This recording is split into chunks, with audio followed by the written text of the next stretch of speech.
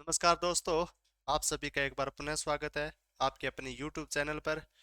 आशा करता हूँ कि आप सब अच्छे होंगे। आपकी पढ़ाई कंटिन्यू चल रही होगी, ठीक है ना? तो और बताओ, आप कैसे हो? सब ठीक हो? तो अपन क्या है, ये जो क्लास रहेगी ना, ये रहेगी अपन किसकी? साइंस की। ये क्लास रहेगी साइंस की। जो अपन पिछले जो पिछली क्लास आई थी मैंने उसके जो है ना क्लास, उसमें आपको बताया था कि डिजीज, आनुवांशिकी मतलब सिंड्रोम के बारे में। ठीक है।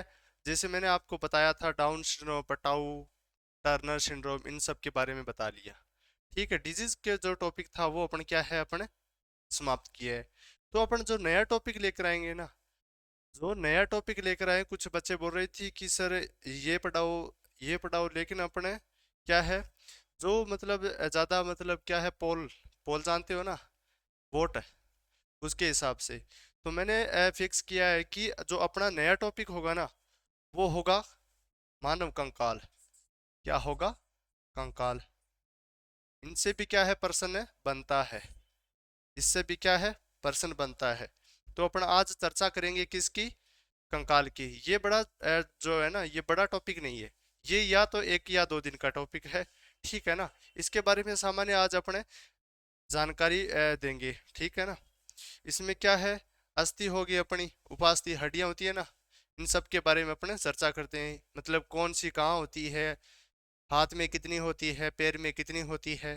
तो इन सब के बारे में अपन आज क्या आगे चर्चा करेंगे, ठीक है? अगर आपको जानना है तो इस क्लास को है ना, आप साइंस की जो क्लास है ना उसके बारे में क्या है, रेगुलर पढ़ते रहो आप। क्या है? रेगुलर पढ़ते रहो। आपकी जो प्रतिक्रिया है ना, वो आना चाहिए। आपको है ना पेपर के अंदर बैठकर ये नहीं सोचना कि दीवार की तरफ देखें कि इसमें क्या है, इसमें कौन सा है। तो भाई पढ़ना चाहिए, पढ़ना जरूरी है। सेहत के लिए क्या है, जैसे खाना, भोजन, नींद, सोना है, तो उसके साथ पढ़ाई में क्या है, अपना रूटीन बनाए रखो। रूटीन बनाए रखोगे ना, तो अपन क्या है, लगातार कंटिन्यू अच्छा रिजल्ट आता रहेगा। तो अपन चलिए क्लास की शुरुआत करते हैं। कंकाल। कंकाल होता क्या है? कंकाल तंत्र, अपना शरीर है ना वो कंकाल से बना है। किससे? कंकाल से। मतलब अपना जो मुर्दा आदमी होता है ना, मतलब चमड़ी के बाद जो उसका जो स्केच दिखता है, जो उसका क्या है स्केच दिखता है ना, उसमें मुख्य क्या दिखता है, हड्डियां दिखती है अपने। मतलब बोलते हैं कि हड्डियों का समूह है, क्या कहलाता है? कंकाल। हड्डियों का समूह है। हड्डियों का समूह है। हड्डियों का क्या है, समूह, क्या कहलाता है? अपना कंकाल कहलाता है, या कंकाल है तंत्र कहलाता है। ठीक है। फिर अपन बात करते हैं इसका कार्य क्या होता है, ठीक है ना? इसका मुख्य कार्य होता है, आपको पता है ये क्या है, रक्षा करता है। हमारे शरीर पर जो मतलब बाहरी आघात या चोट देने का कार्य कोई भी करता है, मतलब बाहरी कोई चोट होगी, जैसे आपके मतलब किसी ने थप्पड़ लगा दिया, तो उस पर क्या है, जो नाजुक चीजें होती है ना, अंदर का जो हिस्सा होता है ना, वो क्या होती है, नाजुक होती है।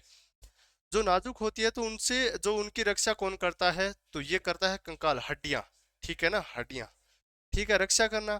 फिर इसका और मुख्य कार्य क्या हो गया कंकाल का? ये हो गया मतलब जैसे आपका जो है ना स्केच, जो अपना चेहरा हो गया, ढांचा, शरीर की बनावट मान लो, एक प्रकार की शरीर की जो बनावट है ना, वो इसका क्या है, मुख्य कार्य है। मतलब ढांचा प्रदान करना। अपन कैसे पहचान सकते हैं किसी आदमी का ढांचा है ना, वो अलग अलग प्रकार का होता है, ठीक है ना? देख लो कि, संसार में आपने कभी सोचा होगा कि बैठकर संसार में कितने सारे लोग हैं, फिर भी एक जैसा कोई नहीं है। कोई नहीं है ना, एक जैसा कोई नहीं है। हो सकता है 1 आध % मिल जाए, लेकिन बहुत सारे आपने देखा है, 90 95% से ऊपर, 99% मान लो आप, 99% है से ज्यादा क्या है, लोग है ना, वो अलग अलग है, उसका ढांचा क्या है, अलग है, बनावट क्या है उसकी अलग है। तो इसका यही रीजन है, ठीक है ना? और क्या करता है, गति देता है, गतिशीलता प्रदान करने का कार्य करता है, ठीक है? व्यक्ति में स्थिरता बनाए रखता है, ठीक है ना? ये सब किसका कार्य है? एक कंकाल का कार्य है, ठीक है? अपन बताएंगे अपन कंकाल में जो है ना पार्ट कितने होते हैं। 2 पार्ट होते हैं। कंकाल 2 पार्टों से मिलकर बना होता है, एक तो होती है अस्थियां और एक होती है उपास्थियां। अपन बात करेंगे टॉपिक में अस्थियों की। अपन बात करेंगे किसकी? अस्थियां की। अस्थियां को क्या बोलते हैं? हड्डी। हड्डी, ठीक है, हड्डियां। अब अपन बात करते हैं एग्जाम में एग्जामिनर पूछ लेता है कि हड्डियों में मतलब क्या पाया जाता है, तो आपको बताना है कि हड्डियों में कैल्शियम कार्बोनेट की मात्रा होती है।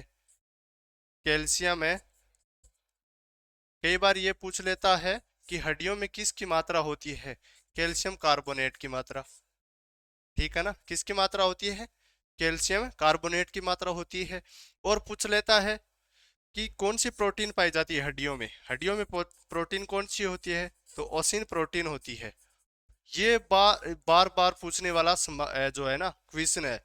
हर एग्जामिनर लगभग पूछता है कि हड्डियों में कौन सा जो प्रोटीन पाया जाता है, तो वो है ओसिन प्रोटीन। लेकिन उपास्थियों में ओसिन प्रोटीन नहीं पाई जाती, केवल किसमें, अस्थियों में ओसिन प्रोटीन पाई जाती है। तो इसको याद रखना है कि अस्थियों में ना, अस्थियों में कौन सी प्रोटीन पाई जाती है, ओसिन प्रोटीन पाई जाती है। ठीक है। अपन अब बात करें कि जो कंकाल है, जो कंकाल होता है वो खोखला होता है या ठोस होता है, जो हड्डियां होती है ना वो ठोस होती है या क्या होती है, खोखली। तो अपन बात करते हैं जो बाहरी भाग है ना, वो क्या होता है, ठोस होता है। लेकिन जो अंदरूनी भाग है ना, अंदर का भाग, जो अंदर का भाग होता है ना, क्या होता है, एक खोखला होता है। जैसे मतलब कोई मांस खाते हैं, मांस खाते हैं तो उसमें क्या है, मांस खाते हैं तो उसमें लोग क्या है, ऊपरी ऊपरी सा खाता है, जो अंदर का बचता है ना उसमें क्या है, वो होता है खोखला। उसको हड्डी हड्डी को वह छोड़ देता है। ठीक है।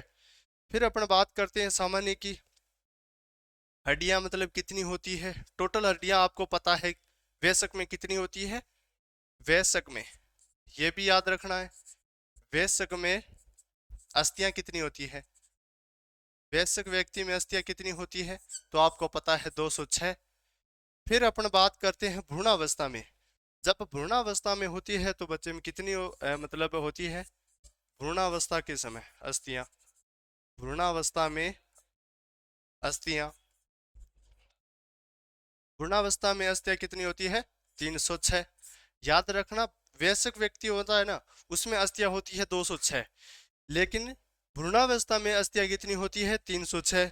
अब पूछ ले कि सर जो है ना नवजात शिशु, जो नवजात शिशु होता है उसमें कितनी होती है। इन तीनों में से एक प्रश्न आपको हो सकता है एग्जाम में देखने को मिल जाए। नवजात शिशु में अस्थियां,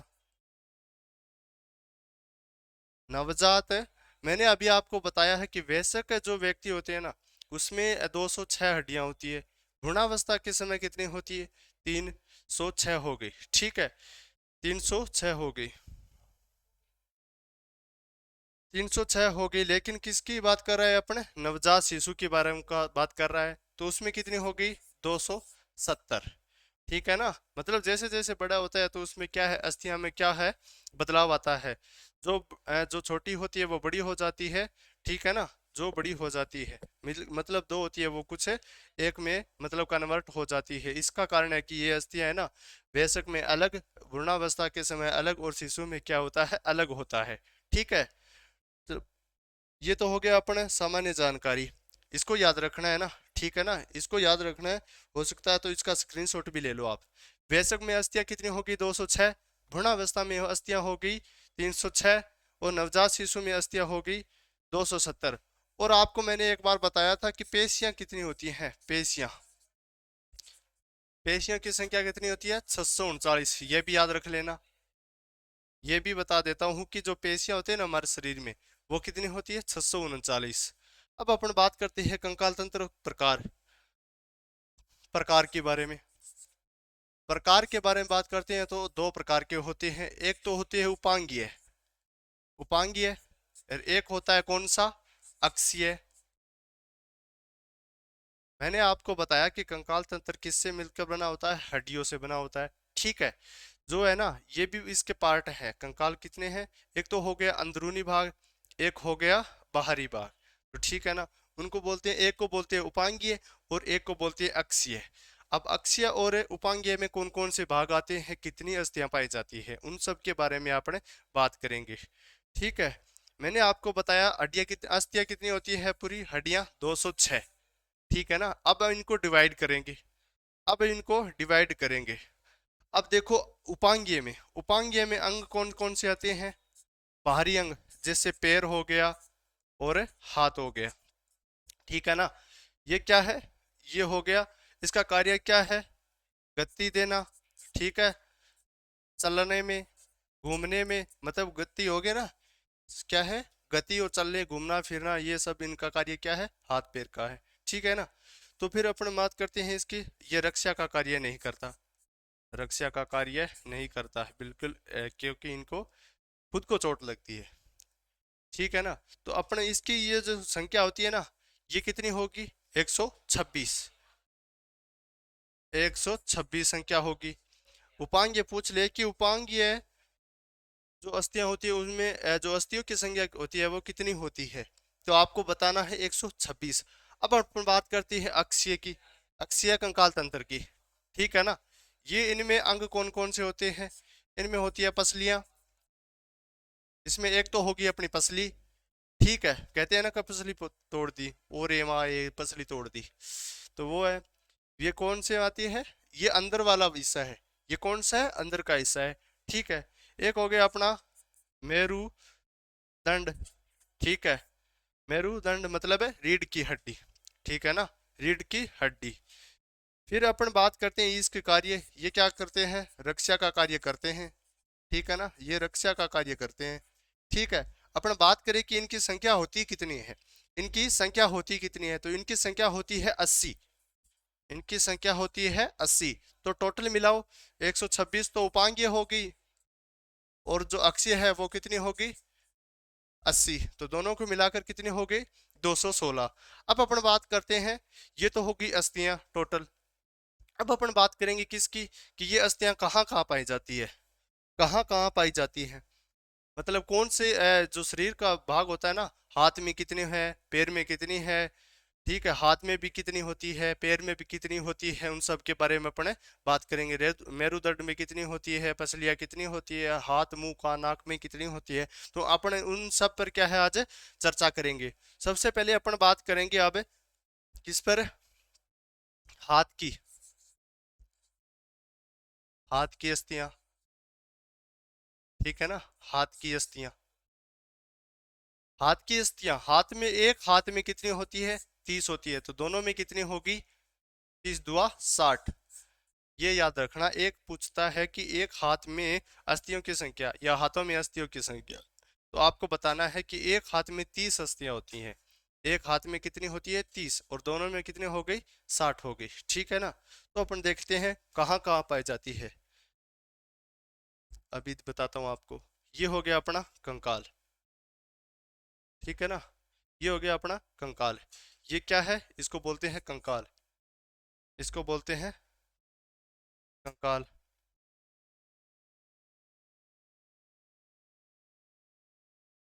एक मिनट बताता हूँ अभी आपको। ये हो गया अपना कंकाल। ठीक है ना, ये हो गया अपना कंकाल, ये है कंकाल, कंकाल है तंत्र की संरचना। ठीक है ना, ये हो गया अपना कंकाल तंत्र, दिख रहा है ना सबको। तो इसमें देखते हैं अब हाथ में कितनी होती है और पैर में कितनी होती है। ये जो है ना, ये कंधे से लेकर है कोहनी तक, ये हो गई ह्यूमरस, इसको बोलते हैं ह्यूमरस। कंधे से, यहाँ लिखता हूं कंधे से कोहनी तक, कोहनी तक कितनी है, एक है। ये जो अपना भाग है ना कंधा, यहाँ से लेकर ये जो कोहनी होता है ना, उसमें होता है एक हड्डी, उसमें कितनी हड्डियां होती है, एक होती है।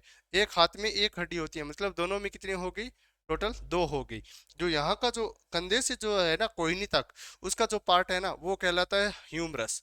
फिर अपन बात करते हैं किसकी, किसकी, ये जो पार्ट हो गया ना, ये मतलब कहा कोहनी से कलाई तक, कोहनी से कलाई तक, जो अपना कोहनी से है ना कलाई तक, उसमें क्या है, दो भाग है। कितने भाग है, दो भाग है, देखो। एक तो ये वाला भाग हो गया और एक ये भाग हो गया। ठीक है ना, एक ये और एक ये। ठीक है। यहाँ जो इसके जो नीचे पार्ट है ना, इसके अंदर क्या है, दो भाग होते हैं। एक होता है कौन सा, रेडियस, और एक होता है अल्ना। इसमें है ना, ये हो गया रेडियस और एक हो गया अपना अल्ना। अल्ना भाग है ना, ये तो उंगलियों से जुड़ा होता है, इसमें क्या होती है, अंगुलियां। इसमें रेडियस में कौन सा होता है, अंगूठा होता है। ठीक है ना। जो अलना भाग है ना, अलना, मैंने आपको बताया है कि जो अलना भाग है, जो अलना भाग है उसमें तो होती है कौन सी, अपनी अंगुलियां होती है, ठीक है। और जो है ना रेडियस भाग, उसमें क्या होता है, अपना अंगूठा होता है, ठीक है। ये भी सब क्या होते हैं, एक एक होते हैं। इनकी भी संख्या कितनी होती है, एक एक होती है, ठीक है। फिर अपन बात करते हैं कलाई की, फिर अपन बात करते हैं कलाई की, फिर अपन बात करते हैं किसकी, कलाई। कलाई मतलब ये जो भाग है ना, ये जो घूम रहा है, ये जो भाग है ये हो गया अपनी कलाई। ये जो कलाई भाग है ना, ये हो गए अपने 8। ये कितनी होती है, 8 होती है, ठीक है। फिर अपन थोड़ा सा इससे आगे चलो, इससे आगे चलो, कलाई और जो अंगुलियों के मध्य का भाग है ना, कलाई और अंगुलियों के मध्य का भाग, इसको बोलते हैं मेटाकार्पल्स। मेटाकार्पल्स, मेटाकार्पल्स, ठीक है ना, इसको बोलते हैं मेटाकार्पल्स। इनकी संख्या होगी 5, इनकी संख्या होगी 5। ये जो कलाई और जो है ना अंगुलियों की भाग, अंगुलियों का जो भाग है ना, इन दोनों के मध्य में क्या है, मेटाकार्पल्स पाई जाती है। मेटाकार्पल्स इनका क्या है, अस्थियों का नाम है, ठीक है ना। जितने भी भाग बनते हैं ना, इन सब का क्या है, जो वैज्ञानिकों ने क्या इसका नाम रखा है, ठीक है। अब होगी ये जो अंगुलियां होती है ना, ये जो अंगुलियां, कितनी अंगुलियां होती है, 5 होती है। इनमें क्या है, इनकी संख्या की बात करें तो इनकी संख्या होती है 14, इनकी संख्या होती है 14। अपन बात करते हैं कि इनकी जो अस्थियां होती है इनको बोलते क्या है, तो इनके बोलते हैं फ्लेजिज, फ्लेजिज। इनकी संख्या है 14 और फ्लेजिज। उसी प्रकार से देखें, ये अपना होगी ह्यूमरस, ठीक है। ये होगी अपना रेडियस और अल्ना, रेडियस और अल्ना, ठीक है। ये एक होगी, ये अपने दो होगी, रेडियस और अल्ना, मतलब दोनों कितनी होगी, दो होगी। फिर अपन बात करते हैं किसकी, कलाई की। कलाई मतलब है, कलाई ये जो भाग है ना, इसमें होगी 8, इसको बोलते हैं कार्पल्स, मतलब सीम और कार्पल्स। फिर जो जो कलाई और जो अंगुलियों का भाग है ना, उसके मध्य का भाग क्या है, मेटाकार्पल्स, ये हो गई 5। फिर अपना फ्लेजिज आता है, फ्लेजिज कितने हो गए, 14। 14 और 5 19, 19 और 8 27, 27 और 2 29 और 1 30। अपना हाथ में कितनी होती है, 30। मैंने आपको बताया था कि हाथ में टोटल है ना, एक हाथ में 30 होती है। मैंने आपको अभी बताया है कि कौन सी जो कहाँ है अस्थि, वो कौन सी भाग में होती है, तो मैंने अभी आपको बताया है। उसी प्रकार से क्या है, दूसरे हाथ में भी अपन क्या है, ह्यूमरस होगी। फिर इससे नीचे आए तो थोड़ा और होगी, वो कौन सा, रेडियस और अल्ना, ठीक है। उससे नीचे चले तो कार्पल्स, हथेली जो कलाई की है। फिर उससे थोड़ा आगे और चले, मेटाकार्पल्स, मतलब उसमें होगी 5। फिर अपना आती है अंगुलियों पर, अंगुलियों की होगी कितनी, 14, फ्लेजिस बोलते हैं, ठीक है। ये तो होगी अपने हाथ की। अब आती है अपने पैर की, ये अपना आगे पैर की, ये ये आगे अपने पैर की। ये जो भाग है ना, ये है अपने। अब अपन बात करते हैं पैर की। पैर में भी कितनी होती है, 30 × 2, मतलब कितनी होती है, 60। दोनों में मिलकर कितनी होती है, 120। हाथ और पैर में कितनी होती है, 120। लेकिन सर कुछ बच्चों का ये आएगा प्रश्न कि सर ने आपने तो बताया कि 126 होती है, लेकिन 120 ही हो रही है। लेकिन वो है ना 6, वो और कहाँ होती है, वो जो अपनी मेखला होती है, श्रोणी अंश मेखला और पसलियाँ, उन सब में क्या होते हैं, बंटे होते हैं, ठीक है। पहले अपन बात करते हैं इसकी, किसकी, पैरों पर। पैर की बात कर रहे हैं, ये होगी अपन फीमर, फीमर, ठीक है ना। ये होगी सबसे लंबी, ये सबसे लंबी अस्थि है, ठीक है ना, याद रखना। ये क्या है, सबसे लंबी अस्थि है, ठीक है ना। समझ में तो आ रहा है ना, कि पैर में टोटल अस्थि है 30। दोनों पैरों में अस्थि की बात करें तो वो कितनी होगी, 130 × 2, मतलब 60 होगी, ठीक है।